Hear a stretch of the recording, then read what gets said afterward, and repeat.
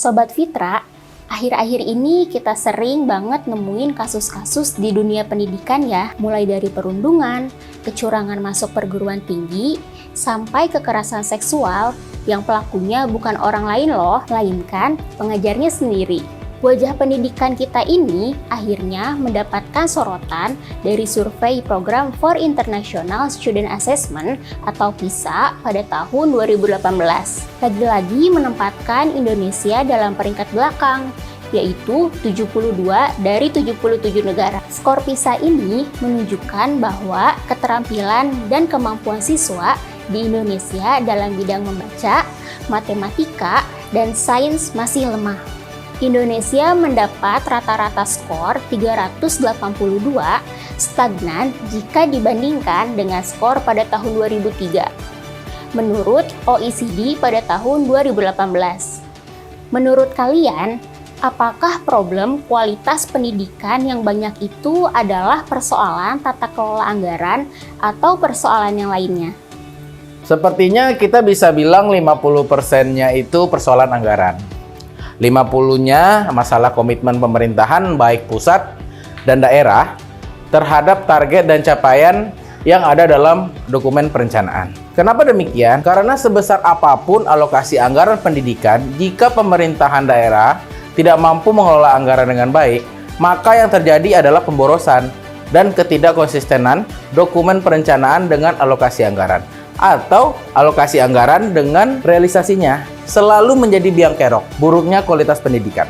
Nah, selain itu, masalah komunikasi pusat dan daerah, hal ini disebabkan karena sering terjadi perubahan kebijakan di sektor pendidikan. Contohnya aja, kurikulum kita itu sering berubah ya kan? Pemerintah mengalokasikan anggaran pendidikan di tahun 2023 sebesar 608,3 triliun. Termasuk tunjangan profesi guru non-PNS yang menurut data Kementerian Keuangan itu disalurkan ke sebanyak 355,5 ribu guru. Tapi ini juga masih jadi persoalan.